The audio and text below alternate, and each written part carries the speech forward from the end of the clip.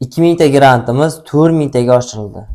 Ya'ni xotin-qizlar uchun ajratilgan qo'shimcha kvotalarimiz 2025-yilga nisbatan bu yil 2 baravar oshdi. Ya'ni 2026-yil 4000 taga oshirildi. O'tgangi videolarimizda xotin-qizlar kvotasi haqida gaplashgan edik. Ko'pchilikdan savol kelib tushdi.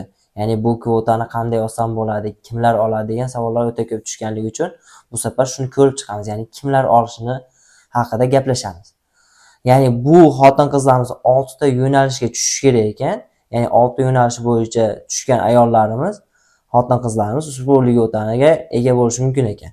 Birinchi yo'nalishdagi kam ta'minlangan oiladagi xotin-qizlar olar ekan. Ikkinchi yo'nalishimizdagi to'liqsiz oilada tarbiyalanayotgan, ijtimoiy himoyaga muhtoj bo'lgan xotin-qizlar, ya'ni to'liqsiz oila degani onasi yoki otasi yo'q yoki ikkalasi ham yo'q bo'lsa, shular olishi mumkin ekan. Ya'ni to'liqsiz oilada tarbiyalanayotgan, ijtimoiy himoyaga muhtoj xotin-qizlar. Uchinchisi, turmush o'rtog'i vafot etgan, voyaga yetmagan farzandlarni yolg'iz tarbiyalanayotgan ayollar uchun. To'rtinchi yo'nalishimiz nogiron farzandi bor, ehtiyojmand oiladagi xotin-qizlar.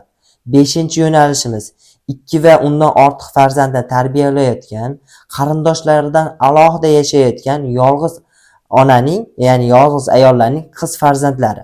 6-yo'nalishdagi esa ota-onasining biri yoki ikkalasi ham birinchi yoki ikkinchi guruh nogironi bo'lgan ehtiyojmand oilalardagi xotin-qizlarga berilar ekan.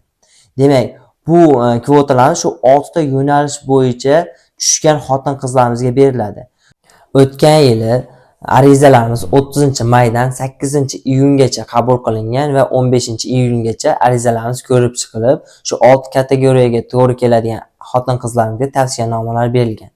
O'tgan yil hisob bo'yicha, ya'ni arizalarimiz tavsiyanoma.ijro.uz platformasiga joylangan va arizalar qabul qilingan.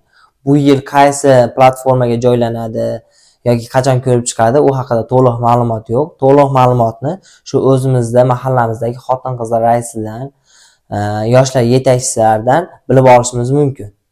Endi ariza berildi, tavsiyanoma bizga berildi. Endi nima qilamiz? Bizga berilgan tavsiyanoma 100% o'qishga kirishimizni kafolatlamaydi.